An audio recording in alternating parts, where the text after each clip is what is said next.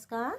आज फिर आपके साथ आपकी हिंदी की अध्यापिका नीरू शर्मा फिर एक नए पाठ के साथ पाठ 14 अकबरी लोटा।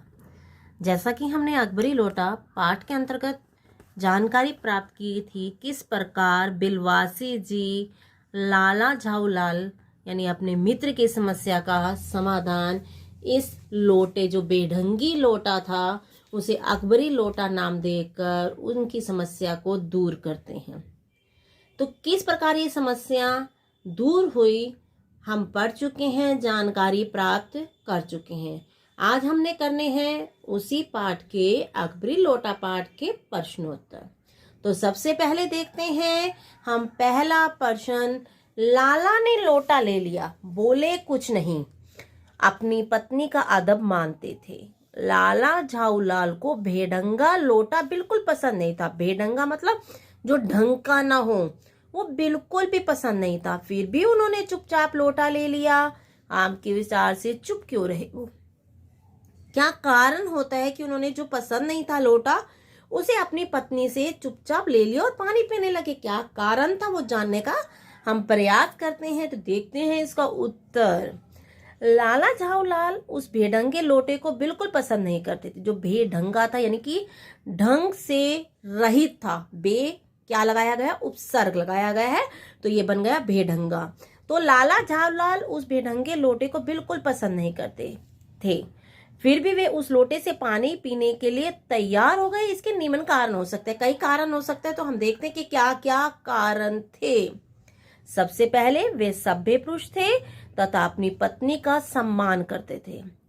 क्लियर हो गया होगा कंसेप्ट। सबसे पहले क्या थे? वो सभ्य पुरुष थे और अपनी पत्नी का सम्मान करते थे, रिस्पेक्ट देते थे। वह उसे कुछ कहकर उसका अपमान नहीं करना चाहते थे। यदि वे उसे कुछ कहते कि कैसे पानी मिल आई तो वो अपमानित हो जाती। कोई बात नहीं, पानी पीना तो जैसा भी आकार का या शेप का हो, चुपचाप पी गई। अन्य कारण यह भी था कि उन्हें यह भी भय था कि उसे कुछ कहने पर वह उन्हें बाल्टी में खाना भी दे सकती थी। अगर उसे गुस्सा आ रहा है, क्योंकि उसने क्या डिमांड की थी अपने हस्बैंड से? 250 रुपीज की। अगर वे उससे 250 रुपीज का इंतजाम अभी तक कर नहीं पाए थे, अगर उसे कुछ कह देते तो क्या करती? वो पानी जो आज उसने बेढंगे लोटे में दिया है, कल वह उसे उन्हें बाल्टी में खाना दे देती। थर्ड पॉइंट देखते हैं, लेने का कारण, पानी को बेढंगे लोटे में पीने का कारण। न टोकने का अन्य कारण यह भी हो सकता है पत्नी से वादा करने के बावजूद उस समय तक पैसों का प्रबंध न होने के कारण वे स्वयं ग्लानि महसूस कर रहे थे। कौन? लाला झाऊलाल जी। वो क्या नहीं कर पाए थे? अभी तक पैसों का यानी 250 रुपीज का प्रबंध नहीं कर पाए थे। इसी कारण वे अपने आप को ग्लानिहीन भावना आ रही थी उनके मन में। उन्हें लग रहा था यदि आज अंतिम दिन भी पैसों का प्रबंध ना हुआ तो वे अपनी पत्नी को कौन सा मुंह दिखाएंगे। ठीक है, क्योंकि हर एक पर्सन की सेल्फ रिस्पेक्ट होती है और लाला झाऊलाल की भी सेल्फ रिस्पेक्ट थी कि पत्नी ने मांगा और पत्नी ने साथ में क्या दिया था, कहा था उनको, आपको याद होगा। उसने कहा था आज दिया तो ठीक है, ठीक है, 1 हफ्ते के अंदर दे देंगे तब ठीक है, नहीं तो मैं अपने मायके से मांग लूंगी। तो उनको यही सोच रहे थे कि वे अपनी पत्नी को कौन सा मुंह दिखाएंगे। इसी आत्मग्लानि की मनस्थिति से गुजरने के कारण वे अपनी पत्नी को किसी बात के लिए टोकना नहीं चाहते थे। आत्मग्लानि महसूस हो रही थी। मनस्थिति विसर्ग संधि है से गुजरने के कारण वे अपनी किसी भी बात के लिए अपनी पत्नी को रोकना नहीं चाहते थे। चलिए बढ़ते हैं अगले प्रश्न की ओर, जो है लाला झाऊलाल ने फौरन 2 और 2 जोड़कर स्थिति को समझ लिया। ये 2 और 2 जोड़ना एक मुहावरा है। क्या स्थिति को समझा वो जानने का प्रयास करते हैं। आपके विचार से लाला झाऊ ने कौन सी बातें समझ ली होंगी? हमारे विचार से लाला झाऊ ने निम्नलिखित 2 बातें समझ ली होगी। उनके हाथ से छूटा हुआ लोटा अंग्रेज के पाप पर गिरा है तथा इसी कारण वह घायल हुआ है। लाला झाऊलाल को क्या महसूस हुआ था कि जो लोटा गिरा है वो अंग्रेजों के पाप पर गिरा है, इसी कारण वो पूरा गीला हो चुका है, उसके पैर पर चोट लग चुकी है, इसी कारण वह घायल हो चुका है। अगला पॉइंट है, घायल अंग्रेज अवश्य ही उन्हें सजा दिलवाने की सोच रहा है। क्या सोचा उन्होंने? 2 और 2 जोड़कर कि अब उसे चोट लग गई और अंग्रेज क्या करेगा, अब उसे पुलिस में जाएगा और उसकी कंप्लेंट करेगा और उसे सजा दिलवाने का प्रयास करेगा।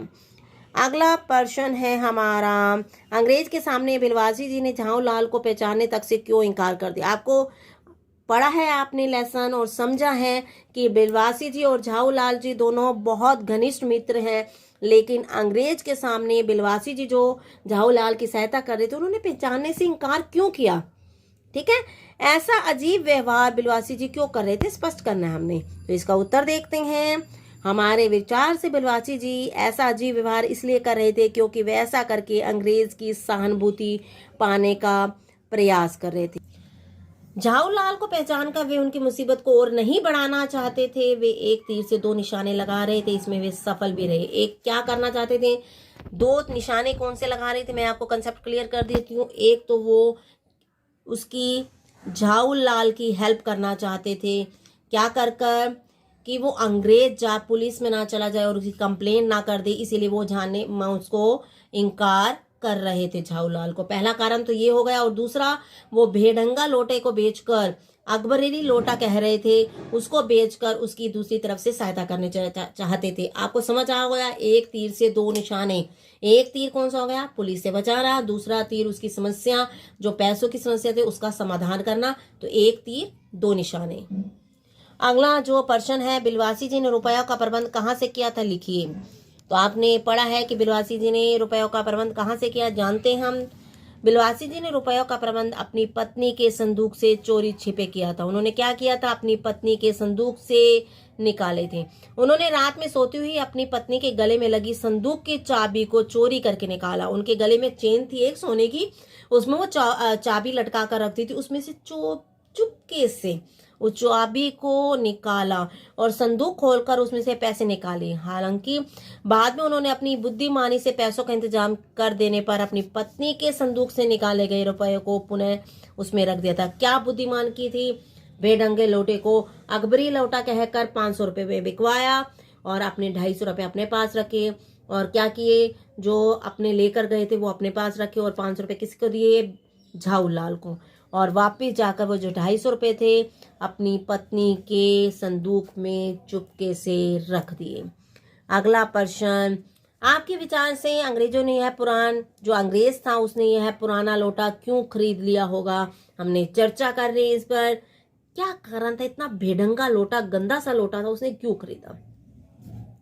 हमारे विचार से अंग्रेज ने यह पुराना लोटा इसलिए खरीदा होगा क्योंकि अंग्रेज और उसके पड़ोसी मेजर डगलस में पुरानी चीजों के संग्रह करने में होड़ लगी रहती थी। उसका एक पड़ोसी था फॉरेन में जो था डगलस, उसमें और जो अंग्रेज था उसमें कंपटीशन लगा रहता था कि मेरे पास ये पुरानी चीज है, मेरे पास ये चीज है।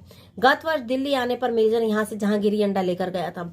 किससे, एक मुसलमान से लेकर गया था। मुसलमान ने जैसे यहाँ पर बिलवासी जी ने अंग्रेज को बुद्धू बनाया था और एक सामान्य से क्या किया था, लोटे को, भेड़ंगे लोटे को अकबरी लोटा कहा था, वहीं ऐसे ही एक मुसलमान ने भी सिंपल सा अंडा दे दिया और कह दिया ये जहांगीरी अंडा है। तो वो जब डगलस यहाँ से लेकर गया था उस जहांगीरी अंडे को, तो उसने अंग्रेज को चढ़ाने का बड़ा प्रयास किया था। अब अंग्रेज भी अकबरी लोटे को खरीद कर कहना चाहता था कि वह भी भारत से कुछ अच्छा ला सकता है, क्योंकि यह लोटा उस जहांगीरी अंडे से एक पुश्त पुराना था और इसका मूल्य भी अधिक था, इसलिए इसका महत्व भी अधिक था।